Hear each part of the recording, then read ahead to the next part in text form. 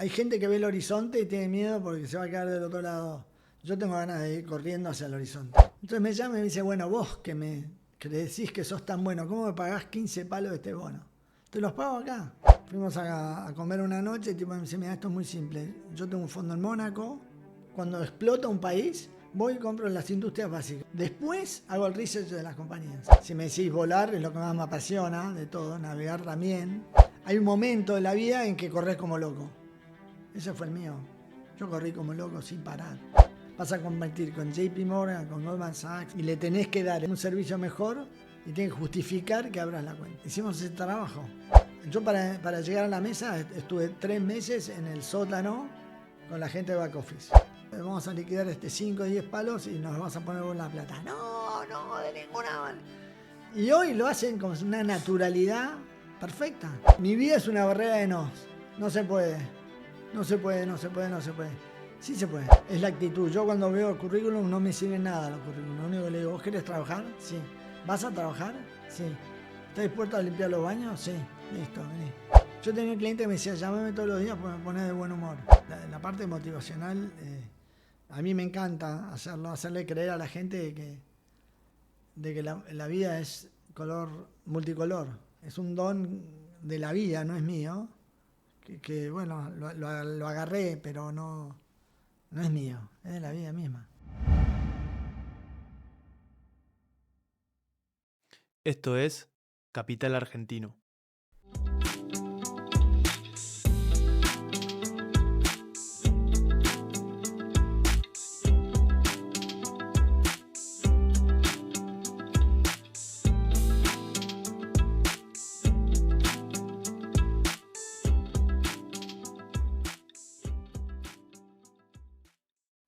Bueno, bienvenido Jorge Bloblo Eiras.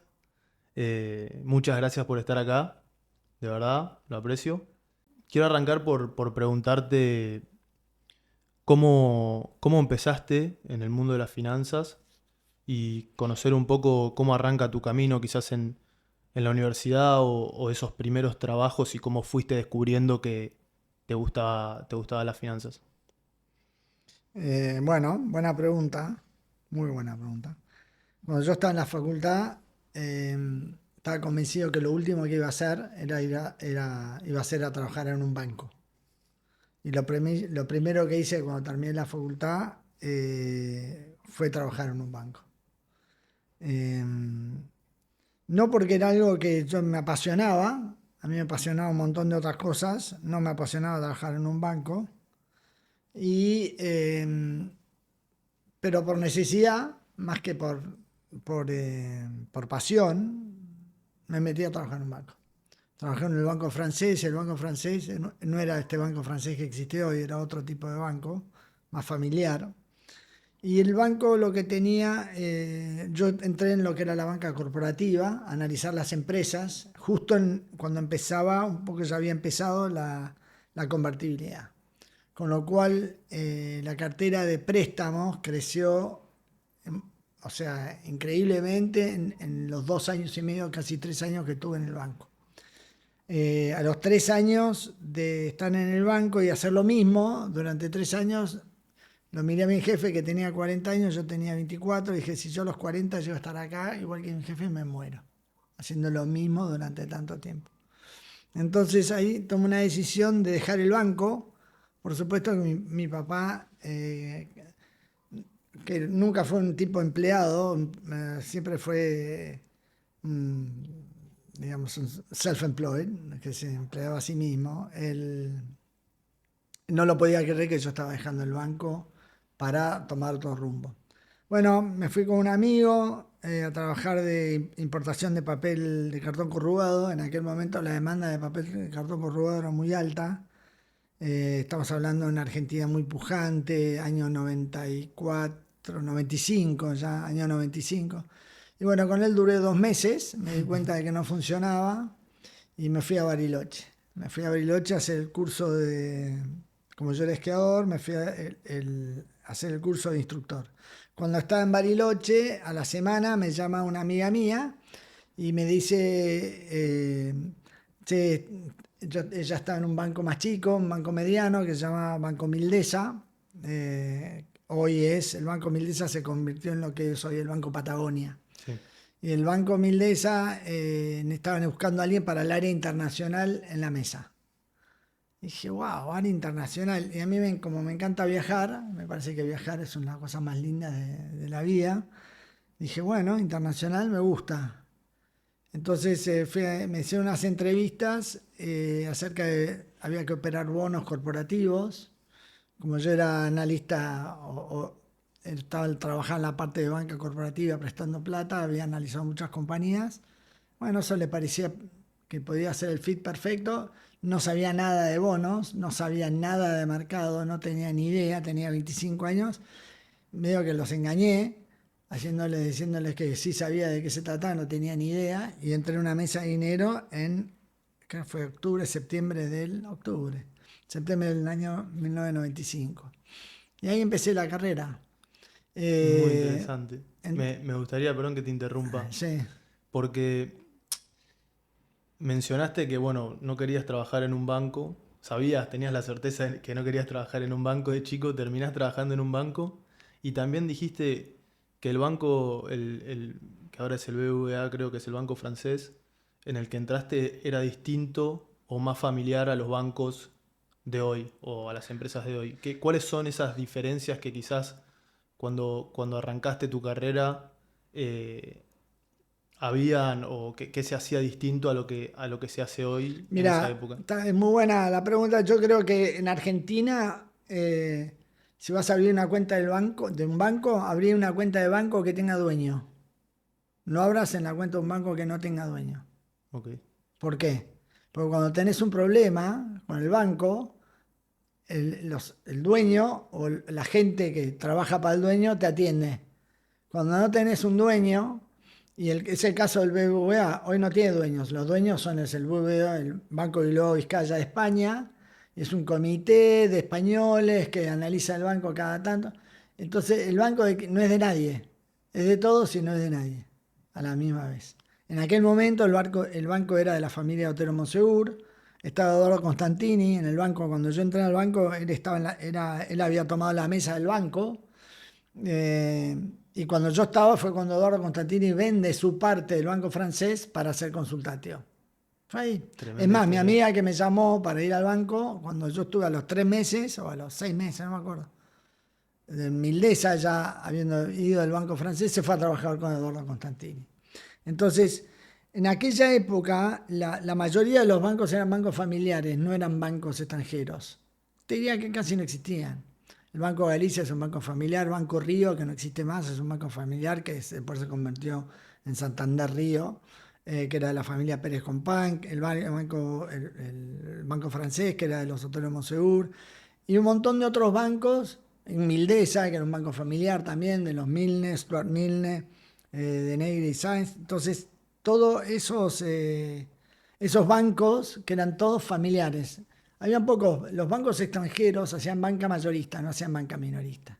O sea, no tenían sucursales, salvo el Deutsche Bank, el Citibank. Mm. Esos son bancos, incluso el Bank Boston eh, tenía dueños locales. Sobre todo, bueno, hay otras cosas técnicas que ellos tenían que era del Bank Boston. Pero la sucursal más grande de Bank Boston en el mundo era en Argentina.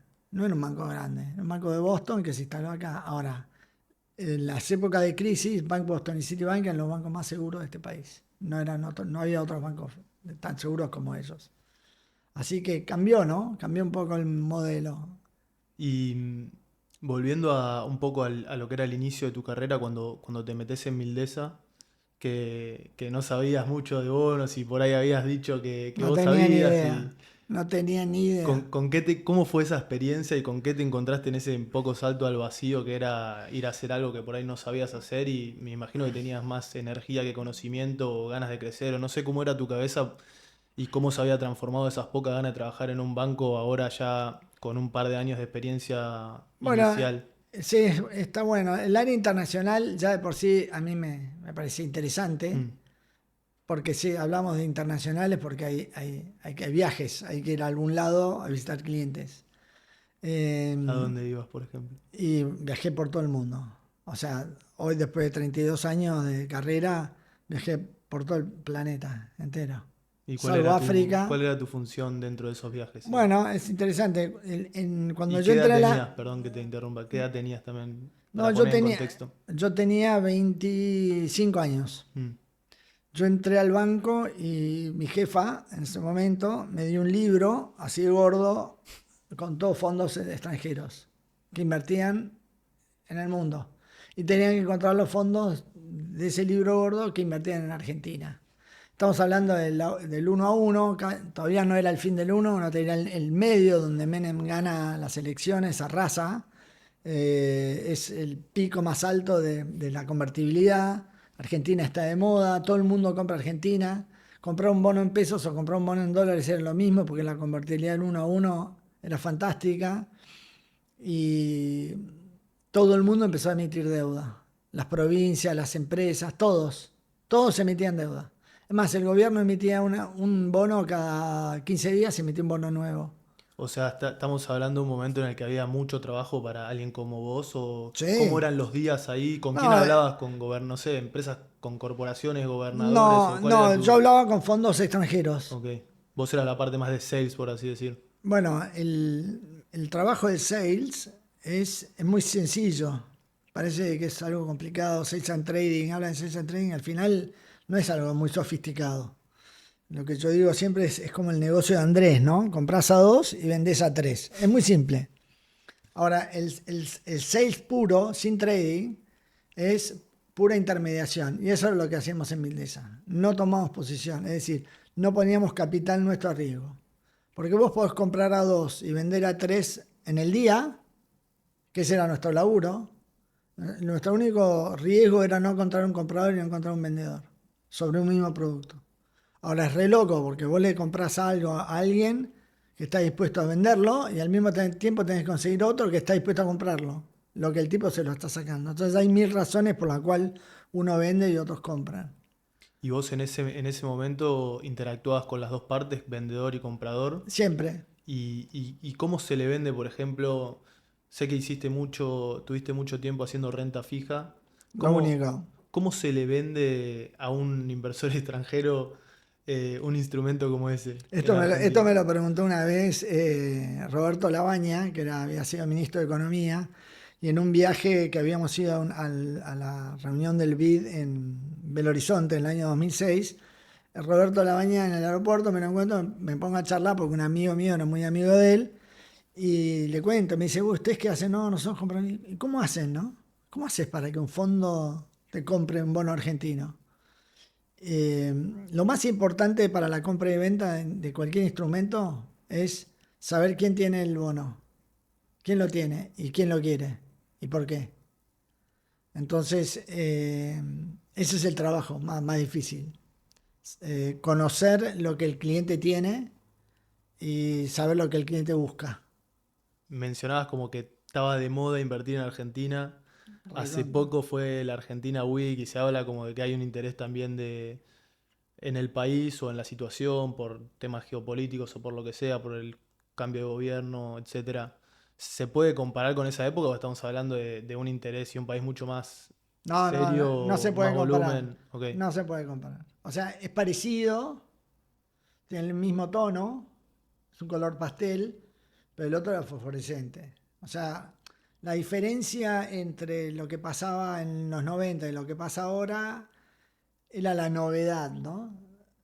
Porque en aquel momento, vos imaginate que hasta el año 90, 91, todas las empresas que hoy vos ves que son privadas, en el momento eran públicas.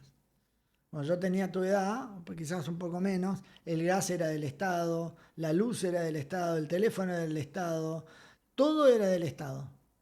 Entonces lo que pasó en el primer movimiento más importante, el movimiento más importante que tuvo la transmisión de energía, la transmisión de gas, la producción, la generación, todo era del Estado. No había privados. Había privados, pero no tenían el tamaño que tenía el Estado. Entonces el Estado empezó a desarticular, a desarmar y a vender todos los activos que pertenecían al Estado y los vendió a privados. Entonces ahí entra Telefónica, ahí entra Telecom, ahí entra, no sé, todos los inversores extranjeros para la parte de energía, para la parte de gas. incluso para la parte de bancos. Vos imaginate que en la década, en el 1 a 1, todos los bancos extranjeros, incluso los bancos de inversión, estaban acá. Estaba Lehman Brothers, estaba Merrill Lynch, estaba Goldman Sachs, estaban todos instalados en Argentina. Hoy no hay ni uno. No hay ni uno. Pues no tiene sentido. Y otra cosa que pasaba en ese momento, que no pasa ahora, es que a partir del, ponele el 99 o 2001, cuando explota todo hasta ahora, y bueno, te quemaste con leche con Argentina 1000 veces. Perdiste fortuna de plata un montón de veces. Entonces, esto es como San Juan, ¿no? Ver para creer. Hasta que el inversor no ve y cree que esto va a ser así para siempre, porque la pregunta que siempre se hacen es, ¿por qué esta vez es distinto? Porque ya vino Macri y no le funcionó. Ahora está Milei, bueno, están 2 años. Bueno, pero que Se pase 2 gobiernos. se habla de ese cambio cultural, ¿no? Que están intentando. Bueno, pero el cambio cultural tiene que ver con 20 años de socialismo, ¿no? Mm. El socialismo le funciona a unos, no le funciona a otros. Si vos lo ves desde el punto de vista eh, objetivo, el socialismo ha sido exitosísimo para quienes lo pregonaban. O sea, 20 años de socialismo es porque fuiste muy exitoso. Imagínate tener 20 años de Milei o de un estilo de Milei. Tenés que ser muy exitoso. Y los flacos lo pudieron hacer muy bien. No quiere decir que a mí me guste, ¿no? Pero en los 90 era otra Argentina, completamente distinta. Quiero seguir avanzando en lo que es la línea del tiempo, pero también mencionabas que, y metiéndome ya en tu paso por TPCG, y quiero saber cómo arrancaste, porque entiendo como que fuiste parte del equipo que fundó esa empresa, por ahí me equivoco, ya me contarás. No, está bien. Em, La mesa de Mildesa, en el año, ¿cuándo fue? En el año 96 o 97, creo que fue 97.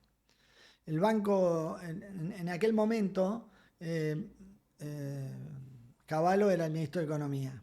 Entonces lo que él quería era que todos los bancos provinciales se privaticen. O sea, ya se había privatizado la mayoría de las compañías grandes de la Argentina y él quería que todos los bancos provinciales se empiecen a privatizar.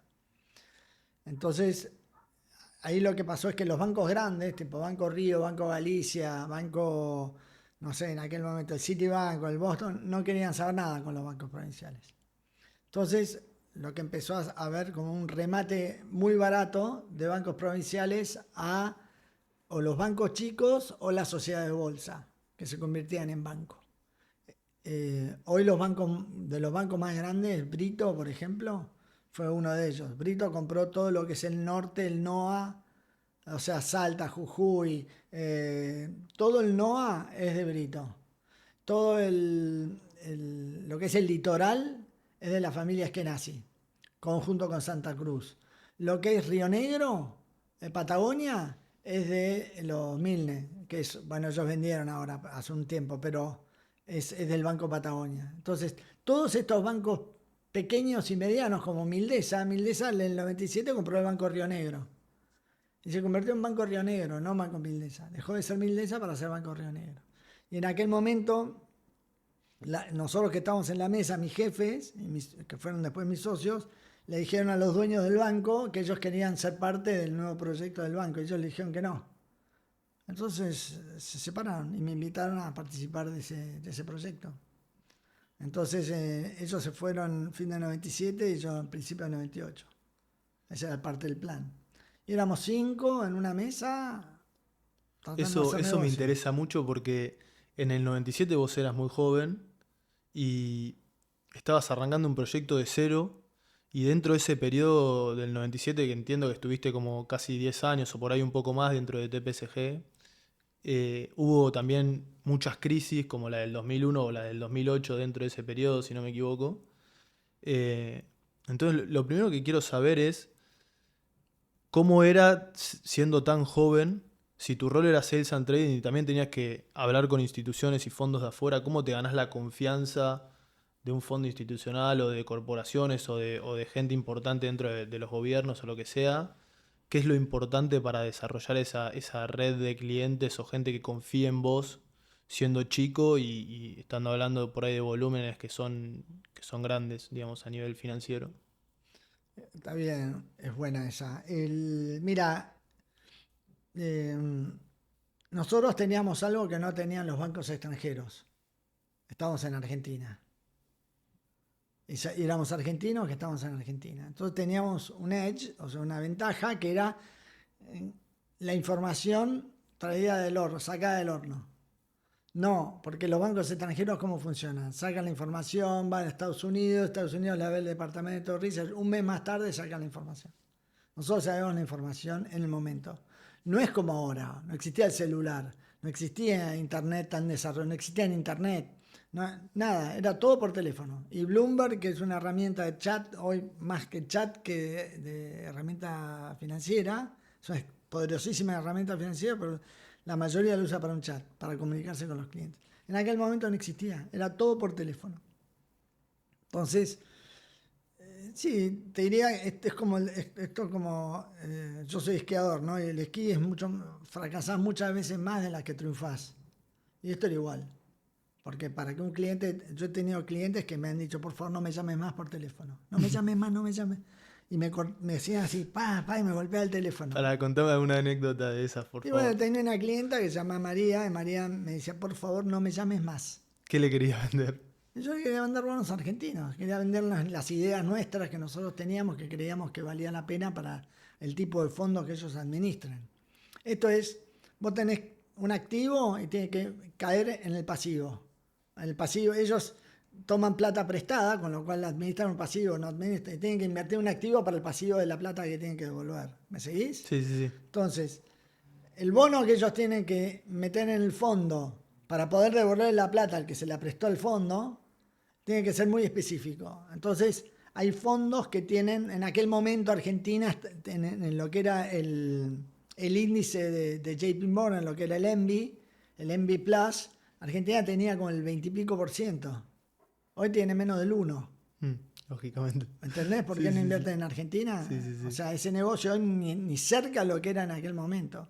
Los volúmenes no son ni cerca. Los spreads no son ni cerca. Ahora, los spreads cuando va todo muy bien se achican mucho. Porque hay mucha liquidez. Pueden comprar, vender, comprar, vender. Ahora, el problema es cuando viene la crisis. Yo en mi caso viví, la primera gran crisis fue cuando me casé en el año 97, la crisis asiática. Seguida de la crisis asiática vino la crisis rusa en el año 98. Fue una tremenda paliza. Seguida de la crisis rusa en el 99 vino la crisis de Brasil. 2001 Argentina. Y después la gran crisis fue la de 2008 en Estados Unidos, que explotó todo por el aire. Todo esto fue dentro de tu periodo por TPCG. Todo esto fue en el periodo de TPCG. Imagínate, yo entré con los chicos, entré en el 95 y me fui en el 2009, o sea, estuve 14 años con mis socios. Entonces, esos 14 años fueron de mucho crecimiento y vos hablabas de la confianza, ¿no? Cuando yo le recomiendo algo o le puedo dar salida a un cliente que no tiene salida con ninguno, cuando el mercado explota y hay una crisis de liquidez, los bancos grandes, hay una frase en inglés que dice cash is king. Cash is king. Entonces, cuando explota la crisis de liquidez en algún lugar del mundo que afecta a todo el planeta, los bancos se quedan con la plata. Entonces viene un fondo y dice, che, comprame este bono, porque bien los clientes le piden la plata al fondo. Es así, los pibes van al rescate, piden el rescate. El fondo tiene que vender los activos para devolver la plata a los que le pusieron la guita. Entonces llaman al banco y le dicen, comprame este bono que necesito. Y el banco le dice, no, la plata es mía, me la quedo yo, no te la doy ni cerca. Es así. Y veníamos nosotros y le decíamos, yo te los compro. Entonces, el cuento con esta chica María fue que una crisis tremenda, creo que fue en la del 2001, no, fue antes, 98. Crisis del 98, tenía que vender unos bonos, porque imagínate que como Argentina vendía bonos todo el tiempo, habían 100.000 bonos, de todos los tipos, color y gusto, no existía el euro en aquel momento. Usted tenía bonos en marcos alemanes, en liras italianas, bonos en Japanese yens, tenía de todos. Tienen todos los colores, bonos austríacos, de Argentina, de todo. Entonces, esta mina me viene a mí como último recurso. Entonces me llama y me dice, bueno, vos que decís que sos tan bueno, ¿cómo me pagás 15 palos de este bono? Te los pago acá. Dame 5 minutos y te llamo. Llamo a un cliente y digo, che, ¿te sirven? Sí, bueno. Y me los compraron. Ahora, ¿quién era mi cliente? Acá en aquel momento existían las FJP. Las FJP eran el sistema previsional privado que tenía un monto de ahorro por mes en aquel momento eran 500 millones de dólares por mes. Eran 5.000, 6.000 millones de dólares por año. Que los tipos les entraba plata y tenían que comprar bonos. ¿Qué compraban bonos? Argentinos. Por eso perdóname que te voy hilando todo, ¿no? Pero cuando Vudú nacionaliza los fondos de pensión tenían casi 75-80% de su cartera en bonos argentinos. Con lo cual ya estaban semi-nacionalizados. Le quedaba solo un 15-20% de acciones, que es lo que tiene hoy el Fondo de Garantía de Sustentabilidad, que es la ANSES, que todavía no las vendió, las sigue teniendo. Son participaciones en sociedades que lo que hizo Néstor en su momento, Vudú, que le fue con la idea a Cristina, la idea era tener poder sobre las empresas, amenazarlas. Eso es lo que creo, ¿no? Pero es muy interesante como en las crisis es donde nosotros ganamos mucho poder. Yo he tenido fondos. Me quiero meter en ese tema, en el tema de las crisis y viste el mercado en esos momentos de crisis. Esto es muy simple. Vos tenés, ¿cómo te lo puedo explicar?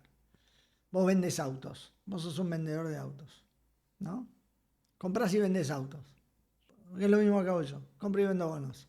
Compro el bono, se lo vendo a Juan. Se lo vendo a Pedro, se lo vendo a Juan, a Andrés, ¿no? Se lo vendo a uno, se lo vendo al otro. Y nunca pongo capital de riesgo. O sea, no es que me lo quedo, espero una semana a ver si sube y después lo vendo. Con mi plata. Intermediario. Intermediario 100%. Entonces vos tenés autos que comprás y vendés. Comprás un auto, lo vendés. Comprás un auto, vendés. Y de repente hay un tipo que necesita vender 100 autos. Y el que te compra los autos, la empresa que te compraba autos para su flota, no te compra más nada. Se queda con la plata en vez de con autos. Pero encontrás otra empresa que decide invertir en la Argentina de riesgo. Entonces ahí cambian los perfiles de riesgo de los inversores que vienen a este país. Porque ahí vienen los perfiles de los fondos. Vos tenés las compañías de seguros, son las más seguras. Tenés los fondos de pensión que vienen atrás de las compañías de seguros. Son fondos que no los tocan más. Imagínate, un fondo de pensión, vos tenés, ¿qué edad tenés? 26. Tenés 26. Si vos ponés plata en tu fondo de pensión en Estados Unidos, la vas a cobrar dentro de 45 años. ¿No? Ponele, 40 años. Entonces, ¿qué pasa? ¿A qué plazo tiene que invertir tu plata? ¿Cuándo la vas a recibir vos? Sí, muy long term. En 40 riesgo años. Bajo. Exactamente. Ahora, el problema es cuando ese tipo me dice, no, a vos no te doy nada porque Argentina no me va a pagar en el mes que viene. Ahí es cuando se invierte la curva de bonos. Rinde más alto el corto plazo que el largo plazo. Entonces, lo que empieza a suceder es que ante la escasez de demanda, porque quiero la protección del capital, el poco que tengo, lo que tengo, el tipo está desesperado. ¿Y a quién se lo vas a vender? Se lo vas a vender a otro tipo que está dispuesto a asumir el riesgo de Argentina en plena crisis. Y esos existen. Existen, como te digo, las compañías de seguro, fondos de pensión, los fondos de, no sé, los fondos dedicados para cada empresa de acuerdo a su pasivo, fondos de universidad, así que estos fondos de todos tipos, color y gusto. Ahora, están abajo de todo los que tienen los colmillos llenos de sangre y te vienen a comer todo, son los hedge funds. No les importa nada. Hay algunos que les importa el crédito, bien analizan bien el crédito. Otros que intervienen solamente flow. Che, ¿quién compra y quién vende? ¿Por qué? Contame. Entonces, ahí tenés diferentes tipos de información. Yo tenía un hedge fund que me llama y decía, ¿qué pasó? Decime, ¿quién compra? ¿Quién vende? ¿Quién compra? ¿Quién vende? Nada más.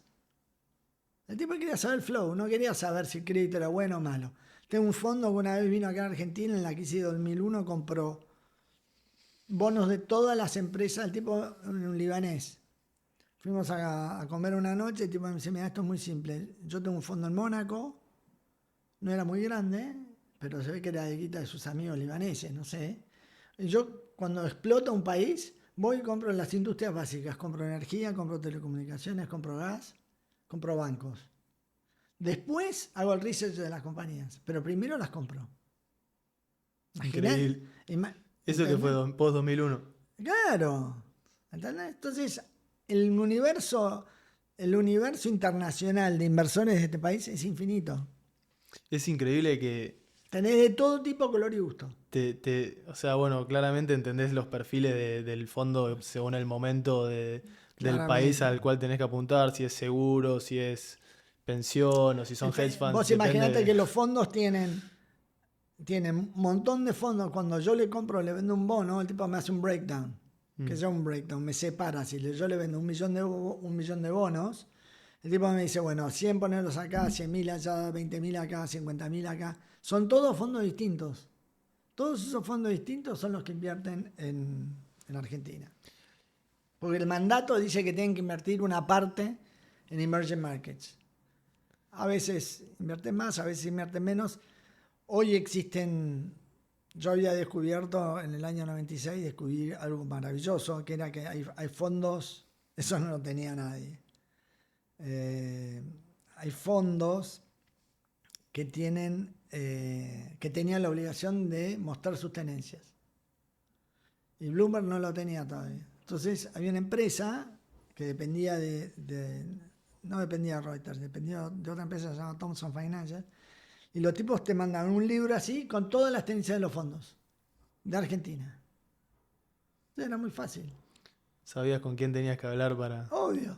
Ahora, para el tema intermediar, es que el digamos. tipo me dé bola. Sabía cuándo me mentían, cuándo no. Hay veces que vos le das una idea al cliente, el cliente la ejecuta con su amigo en New York o con su amigo en Londres. Vos te quedás afuera. Hay de todo. Es como todo. Por eso te digo que es más la supervivencia del más apto. Es como una carrera de aventura. Y mencioné la palabra aventura justo porque también mencionaste que eras esquiador. Sé que navegás o que te gustan los aviones. Me quiero meter ahí porque me parece increíble realmente que puedas combinar una carrera profesional en un ambiente donde, viste, estás hablando con fondos, me imagino, viste, que son empresas en las que se labura mucho tiempo, con también una parte tan rica a nivel deporte, aventura, viajar, que decías por ahí más por trabajo, supongo que también te gusta viajar por placer, pero ¿cómo se hace para poder combinar esos dos mundos de una manera? O sea, ¿de dónde sale el tiempo, de la energía? Eh, Creo que es algo que está bueno Eso también porque para tengo una aprender. mujer muy, muy, muy divina que me bancó en todos mis proyectos. Eh, Como esto tiene que ver con el inicio, ¿no? ¿Qué hubiese sido yo? O sea, en este mercado me metí más por necesidad que por pasión. No lo conocía. Después lo terminé conociendo, desarrollando y demás. Pero lo más interesante es, eh, hoy miro para atrás y hacía, no sé, 5 programas en un día. Hoy hago un programa por día. No hago 5 cosas. Luego vengo acá, y si otro me dice, no, vení, vamos a charlar. No, no, no, es acá. Entonces, hay un momento de la vida en que corres como loco. Ese fue el mío. Yo corrí como loco sin parar. Hay razones por las cuales, son razones personales por las cuales corrí como loco. Y yo lo miro con tiempo. Muchas veces la pasé muy bien, otras veces no tanto. Hice de todo. Cosas, si me decís volar, es lo que más me apasiona de todo. Navegar también. Eh, Empecé a navegar a los 40 años, no empecé a navegar de chico, o sea, empecé a navegar de grande, que es una pasión, aprendí a través de navegar y correr en barco, aprendí lo que es el trabajo en equipo, que yo no sabía, porque yo venía del esquí, que es un deporte individual, aprendí mucho lo que es el trabajo en equipo, aprendí con el avión, aprendí lo que son los procesos, cómo, cómo si hay una falla, cómo hacer el troubleshooting, cómo ver dónde está la falla y por qué, ¿no? Eso lo aplica, o sea, eso de alguna forma no sé desde cuándo Eso se aprendiste, aprende, pero aprendés de motores, aprendés de meteorología, aprendés de aerodinámica, aprendés de todo. Aprendés muchísimo y a mí me encanta aprender. Sí, y me quiero preguntarte también sobre eso porque también tocas instrumentos, ¿no? Te gusta aprender, Me tenés encanta la diversos música. intereses, me llama la atención que teniendo tantos intereses que te guste la aventura o volar, cosas que personas que les divierte como, no sé si estar al límite o descubrir o lo que sea Sí, yo, que a nutra ver, ese. nunca me he sentido que he estado al límite, sí que he estado muy disperso, eso sí. No soy un desaforado que va al límite y está en el borde de todo, no. Sí estoy muy disperso, eso seguro. Entonces, la dispersión no me ha ayudado para poner el foco. Ahora, mi energía me permitía que cuando ponía el foco lograba lo que quería. Y eso está bueno, eso está bueno. Pero los mundos, esto es como yo le decía a Magda, mi mujer es, hay gente que ve el horizonte y tiene miedo porque se va a quedar del otro lado. Yo tengo ganas de ir corriendo hacia el horizonte. Es así. Me gusta descubrir cosas nuevas, cosas que no sé aprender. Yo ahora estoy restaurando mi barco de madera y lo único que hice fue aprender cómo se hace un barco de madera. ¿Cómo se hace? Todo. Y cada cosa que no sé cómo se hace le pregunto. Y, y lo sigo haciendo hasta el día de hoy. Eso es Igual que porque los músicos. tu personalidad es así. O sea, Es eso ya así. en el trabajo ya era lo mismo. ¿Sí? Se es así, se trabaja, siempre fuiste así. No, siempre no fue así. Digamos, uno va creciendo y va madurando en el proceso, va madurando, va dejando el ego de lado a medida que uno crece. A mí la vida me ha dado un montón de oportunidades para convertirme en otra persona y las he aprovechado un montón. Gracias a Dios. ¿Por qué? ¿Cómo eras antes y cómo Y sos antes ahora? corría como loco sin parar, ahora ya no. O sea, Hoy ya no corro como loco sin parar. Hoy soy más, decido dónde quiero estar, cómo quiero estar. Antes era una máquina de gastar energía, pero eso está tremenda. bueno. O sea, este podcast está bastante destinado a gente joven o quizás en los inicios de su carrera, de entre 18 y por ahí 32 años, si querés. Y, y pasa mucho que a veces, viste, querés estar en todos lados o hacer todo y el que mucho abarca poco aprieta y siento que es un poco eso lo que me estás intentando transmitir. No sé si es arrepentimiento de haber hecho muchas cosas, pero sí No, es como enfocar, tener claro hacia dónde vas, por qué lo haces, no sé, me no, parece que está mira, bueno. sí, imagínate que yo en un momento de mi vida pensaba que no me alcanzaba una vida para todo lo que yo quería hacer, que me tenía que partir en cinco. Y yo esto se lo decía a Magda, convencidísimo. Pero hoy miro para atrás y es ser un blolo completamente desesperado, en modo supervivencia 100%. Estaba sobreviviendo, no estaba viviendo. No voy a entrar en conversación de metafísica, pues no tiene sentido. Pero sí eh, que la vida te dé la oportunidad para que te des cuenta de que a mí lo que más me costaba era estar. Por ejemplo, estar acá con vos en esta charla y no tener la cabeza en 100 cosas al mismo tiempo y salir de acá y correr para un lado, para el otro, decirle a todo que sí, no sabía decir que no. Entonces, hoy te diría que elijo dónde quiero estar, qué es lo que quiero hacer. Antes, no sé si era una elección, era una obligación. Es en eso. Y siguiendo, me había quedado en TPSG y metimos el tema de la aventura. Sé que también tenés un proyecto ligado a la aviación, de emprendedurismo, por así decir. Eh, cómo siguió ya tu carrera cuando ibas madurando, eh, No, creciendo? Sé que después pasaste por Capital Markets sí, Argentina. ¿Cómo fue esa etapa? Creo que fue desde el 2009 al 2016, si no me equivoco, más o menos. sí, correcto. Kirchnerismo, después vino Macri. ¿Qué pasaba? ¿Qué hacía un sales trader en ese momento? ¿Cómo fue cambiando tu trabajo, etcétera? Bueno, cuando me voy de TPCG, porque era como que un ciclo ya se había cumplido, ¿no? Eran como casi 15 años en el mismo lugar, la pasé bárbaro, hice todo lo que quise. La verdad que estoy muy agradecido de esa etapa de mi vida.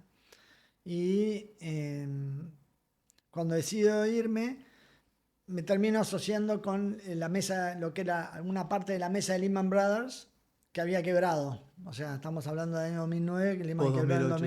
2008. Eh, y bueno, me asocio con ellos dentro de la estructura de Capital Markets. Yo fui a Capital Markets a venderle la idea del negocio internacional de trading, de bonos, que no tenían ni idea de qué se trataba. En aquel momento creo que pocos sociedades de bolsa realmente sabían de qué se trataba el negocio internacional. Y creo que TPCG era la única y fue la única y la más fuerte durante muchos años. Y en ese momento, cuando voy a Capital Markets, imagínate que lo más difícil de este negocio es abrirle la cuenta al cliente. Que un fondo entienda de que vos le vas a dar un buen servicio, a diferencia, vas a competir con JP Morgan, con Goldman Sachs, o con Merrill Lynch, o con Bank of America, lo que sea, y le tenés que dar un servicio mejor y tenés que justificar que abras la cuenta. Y en Capital Markets hicimos ese trabajo. Abrimos un montón de cuentas nuevas, no tanto de fondos, sino también de contrapartes. Las contrapartes son los bancos con los que operás para poder darle liquidez a los fondos. Eh, o, ¿Cómo fue competirle al Goldman Sachs y al JP Morgan y no, no sé ganarle en si algunos competir. clientes? Yo siempre digo que ellos comen pedazos de la torta y yo estoy con platito abajo agarrando las miguitas. Es así, es así. Ahora, la estructura de ellos que tienen para comer la torta es pesadísima. Y hay algo que nosotros hicimos muy astutamente a partir del año 2016 fue crear nuestra propia sociedad de bolsa, porque en el año 2015 Cristina Kirchner desarrolla la nueva ley de mercado de capitales. Eso es muy interesante porque hasta aquel momento las sociedades de bolsa eran accionistas de una empresa que se llamaba Mercado de Valores. Te lo voy a poner así de esta manera. El mercado tenía accionistas y los accionistas eran la sociedad de bolsa. Si vos querías operar en la Bolsa de Comercio de Buenos Aires, que está separada del mercado, tenías que comprar una acción del mercado de valores. Mm. Esa acción del mercado de valores, tu viejo esto lo sabe perfecto, esa acción del mercado de valores valía entre, no sé, $800.000 a 4 millones de dólares. Entonces, estaba restringido y ellos tenían el poder de vetarte, de decirte no, no queremos que vos entres. Y encima era autorregulado, no había un banco central, no había nadie que la regule. Se regulaba sola. Era brillante. Para ellos. Era un club de amigos, básicamente.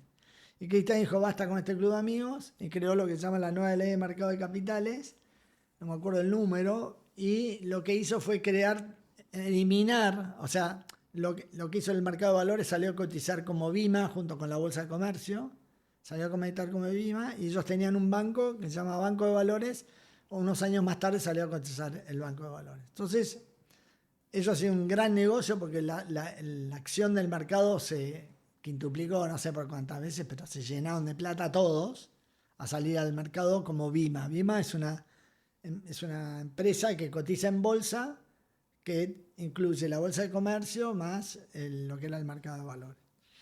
Entonces, la nueva ley de mercado de capitales crea tres figuras. Una es la N, que es el agente de negociación, donde vos sos solamente, no tenés la capacidad de manejar la plata de tus clientes. ¿Qué significa?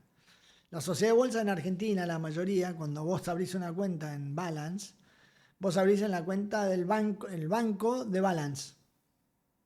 Y Balance tiene el poder de agarrar tu plata, hacer con tu plata lo que quieras. Probablemente no lo vaya a hacer, porque son gente de primerísima, pero tiene el poder de hacerlo.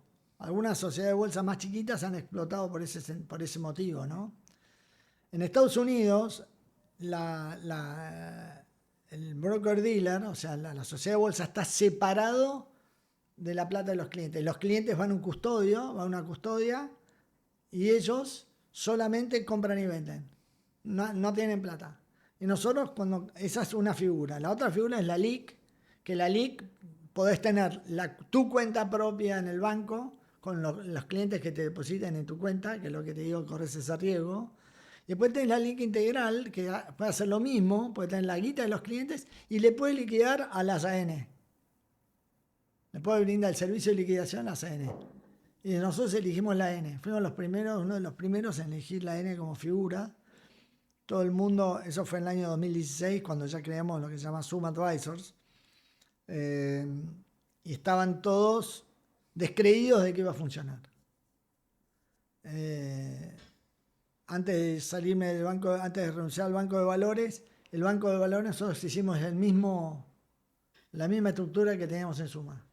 Creamos una sociedad, una N separada que se llama Value Securities y que tiene un contrato de liquidación con un tercero, que no es el banco.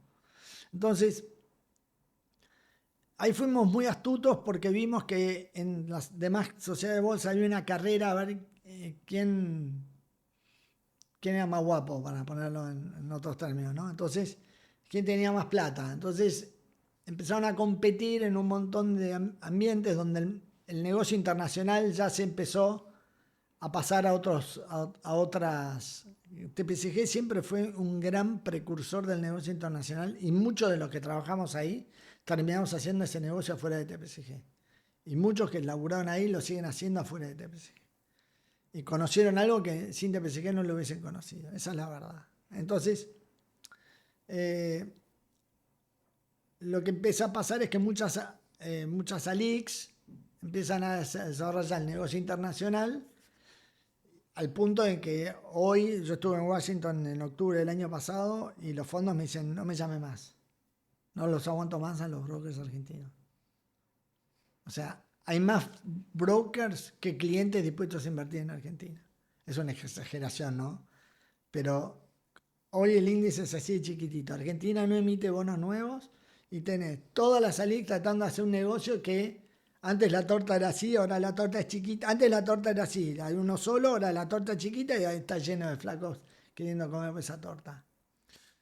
Te quiero preguntar porque mencionaste muchas cosas, pero el ejemplo de la amiguita contra la torta, del JP Morgan contra Es quizás así, ¿no? las boutiques, ¿qué le recomendás a alguien que quizás es más joven y linkeado también con lo que decís que quizás ahora la torta es mucho más chica, entonces supongo que también hay menos volumen?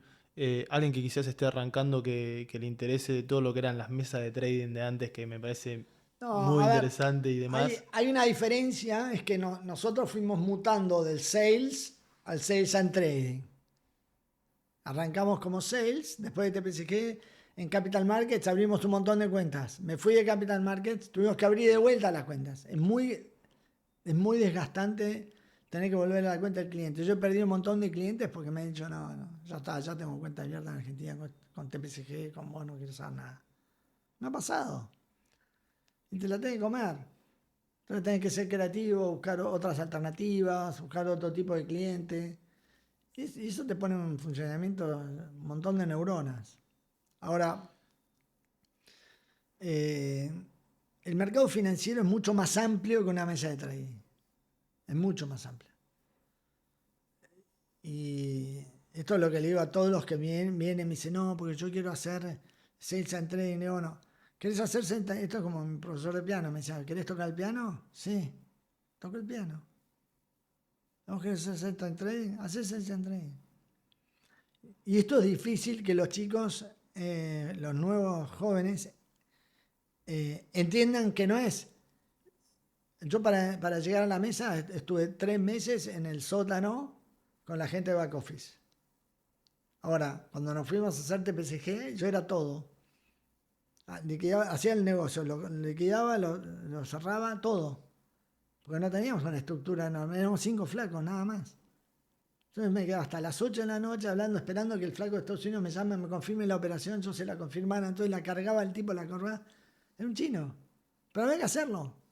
Ahora tenés que saber. Y he sido muy creativo en brindar soluciones que otros no. Yo he estado con empresas grandes que me dicen, no, eso no se puede hacer.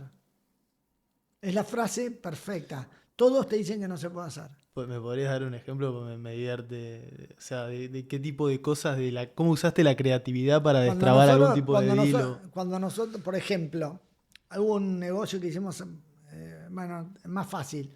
Nosotros cuando arrancamos con Suma, ya nos fuimos de Capital Markets, Eso ya fue en el año 2016, ¿no? esa 2016, arrancamos con Suma, ¿no?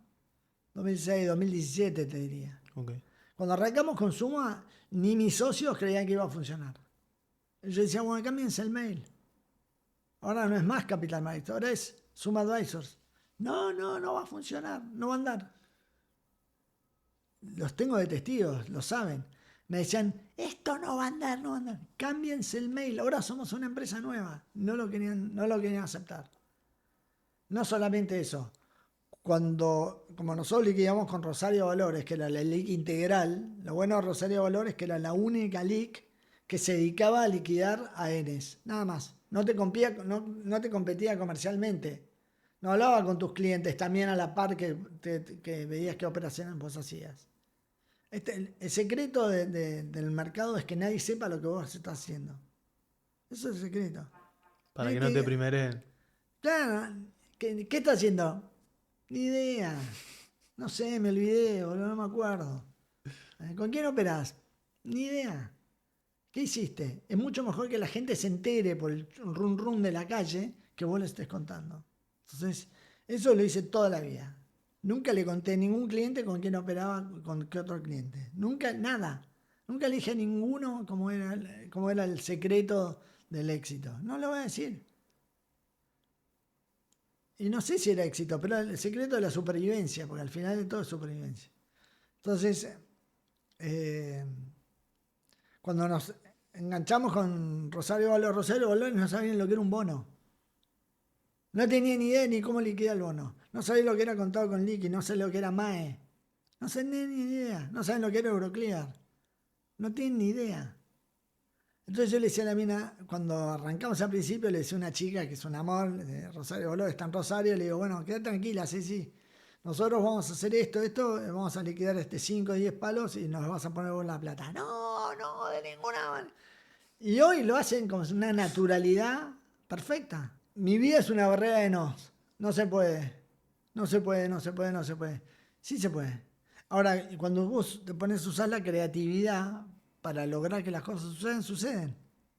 Ese es el mejor consejo que le puedo dar a cualquier chico. Yo veo que los chicos hoy no tienen paciencia. Quieren ser traders. Pero no sos trader de la noche a la mañana. Tenés que saber cómo se liquida, cómo se liquida, a dónde van los pesos, a dónde van los dólares, cómo es el bono, cómo tienen que estar, qué pasa si no te entrega. ¿Qué pasa si no te entrega el bono que vos le compraste y le tenés que vender a otro? ¿Qué pasa?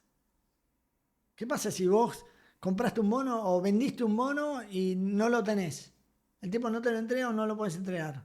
O compraste el bono y el que te lo tiene que vender no te lo da. Es lo mismo. ¿Qué haces? Entonces, esto es, para ser mecánico, tengo que saber bien cómo funciona el motor. Si no sé cómo funciona el motor y quiero correr Fórmula 1, Fangio, el otro día había un documental de Fangio. Fangio era un excelente mecánico. Por eso ganaba carreras. Porque el tipo sabía qué le tenían que hacer para el motor, para que el motor aguante y no se explote por el aire. Y eso porque el tipo sabe de lo que está.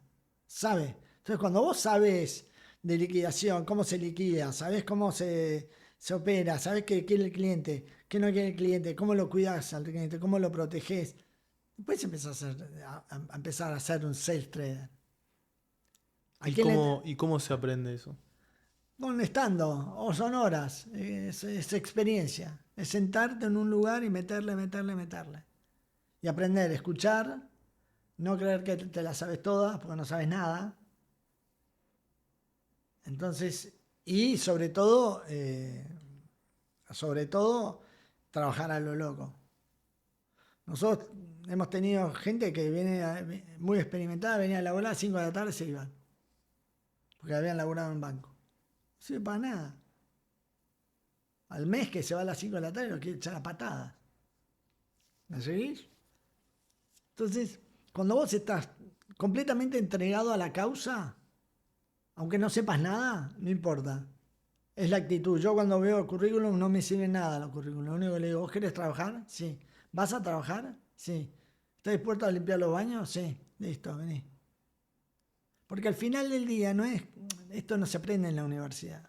Aprendes en la universidad un montón de otras cosas, pero el métier, el oficio, no lo aprendes, no te lo enseñan. No te lo enseñan. Entonces, para mí ha sido un camino lindísimo, extraordinario. Creo que al final me aburrí un montón, porque el mercado perdió el dulce, lo rico que tenía. Para mí, ¿no? ¿En qué sentido? Y cuando dejas de hablar por teléfono, cuando el cliente le llamas por teléfono y dice, no me llames más por teléfono, mandame un chat, perdí. Porque encima mi encanto es en el habla, en la zaraza. Cuando no hay más zaraza, perdí. No sé qué me pasaba, porque yo tenía un cliente que me decía, llámame todos los días porque me pones de buen humor. Llámame cuando quieras, no tengo problema. Otros que no. Otros me decían, no me llames más, por favor. Entonces, eso es...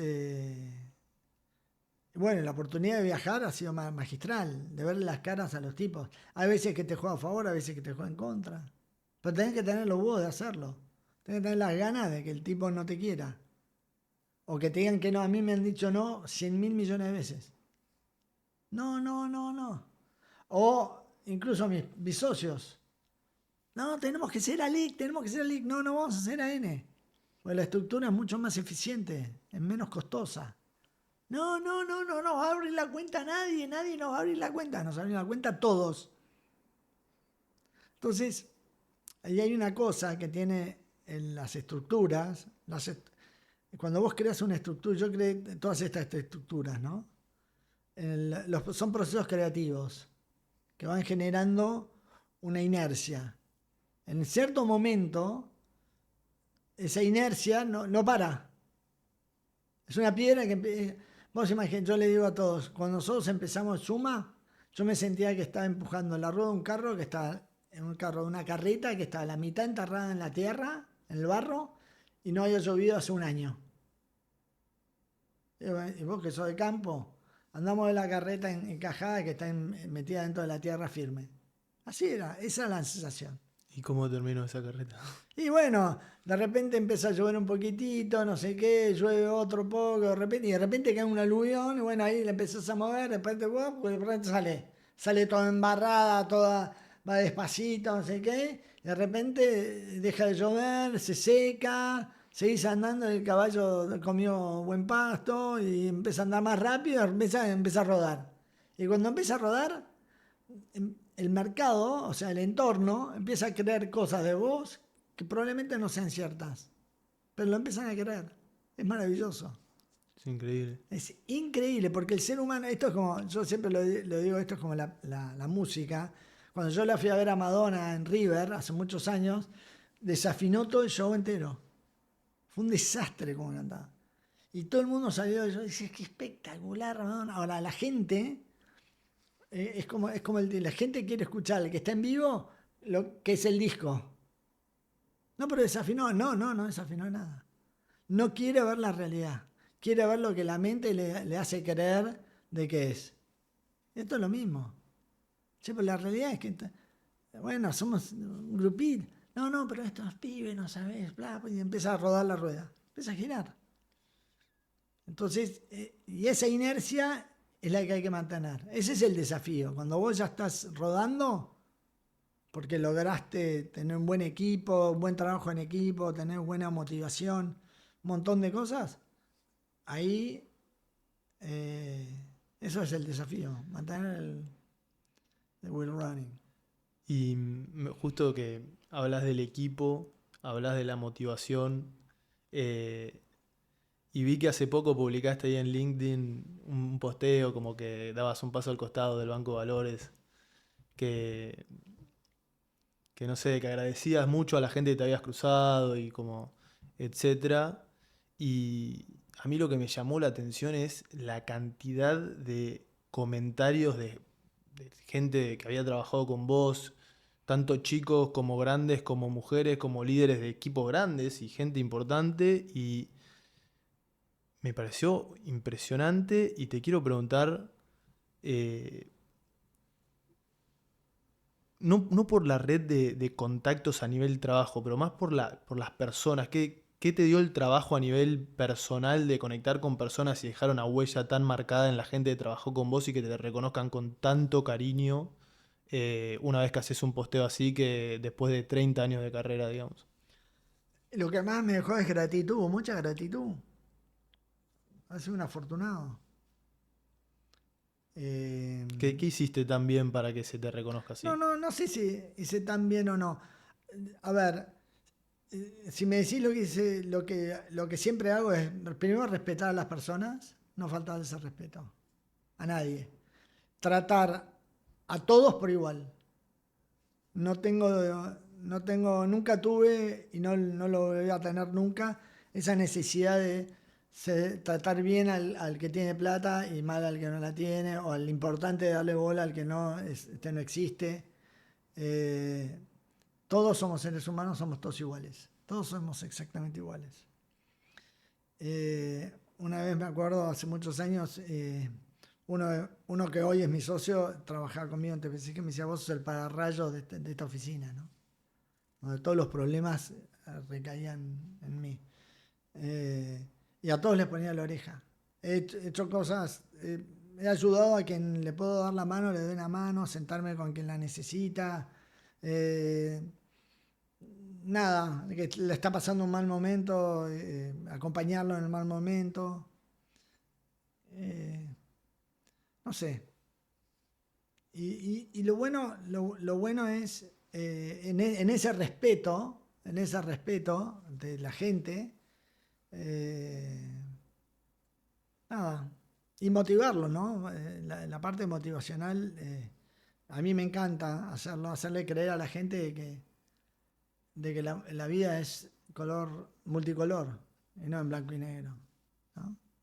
Y eso creo que es un don de la vida, no es mío, que bueno, lo agarré, pero no es mío, es de la vida misma. Entonces,